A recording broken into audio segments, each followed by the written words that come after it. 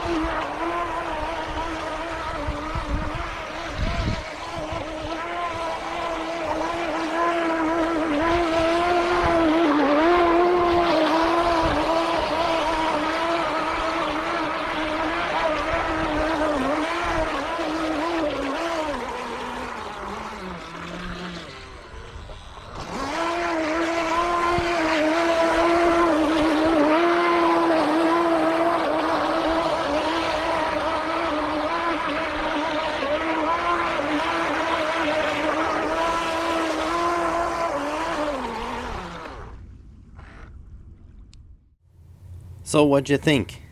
I think it went pretty well. Let me give you a quick tour around the whole thing now. And so I take this lid off. Now this is in no way waterproof at all. This was literally just put together like this. In fact, some water always gets in. And there we go. This is it. So this is just how simple it is. See, you've got the little servo here with the little arm, and I got a little screw going into my 3D printed arm here. That goes through a pipe, and then at the bottom you got the fin there, and that's the steering. Needs to be a little bit bigger, I see, because the steering is not super responsive, but that's no problem because this piece comes off separately. Then you've got this balloon, which is now torn to shreds because it actually went up and into this part here where it spins.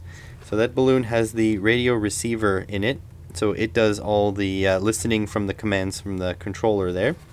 Got a 3-cell lithium polymer battery. This does just fine. Ideally I'd like 2 and move this over here, but you know, the season is now over in Canada, so it won't be until next year. Got a nice big waterproof speed controller, and a waterproof motor. This is the lowest quality brushless motor you can possibly buy. I actually had to steal this from a 1/10 scale remote control truck because it turns out I have, a lot of brushless outrunners, like for helicopters and stuff, but the two brushless motors I had were all duds. They were all like damaged. So I had to steal this one from my wife's remote control truck, actually. And yeah, that's it. Just the battery connects over the XT60 plug here, and then it goes. So yeah, this is it. And this shows you just how simple these things can be. I 3D printed a bracket to hold the shaft, which is just zip tied on. I've got hot glue over the hole that the shaft goes through the hull, right over here, full of hot glue in there. Water's coming in, but who knows from where. Hot glue is at the bottom of this post that holds this servo in as well. All this is down with hot glue, and that's perfectly fine. Some improvements for next year will be, one, my filming game needs to be upped quite a bit. What you saw was me holding a GoPro on the end of a broomstick under my shoulder while I was using the transmitter. I also would like to replace the commercial receiver, the commercial motor controller, both of those with homemade variants. That's going to be quite the project. The brushless or the receiver, I think I'm a little bit closer to that, but this one here will be a big project. So I'll start with this. I also want to make my own transmitter, something that can work one-handed so I can film with the other hand to get you guys something a little bit nicer, a little bit more professional. But yeah, this is it. You get a sandbox toy, brushless motor, a drive shaft that came with the universal joint and the propeller. You get a servo, and then you make your own little mount here. This could all have been done with it could have been fabric cobbled pretty easily with styrene or plastic or out of wood or anything, but I just chose to 3D print it because I can. I also need to cool the motor a little bit better next time. I actually want to get a more powerful motor because this thing had a bit of issues staying on top of the plane or getting up on the plane.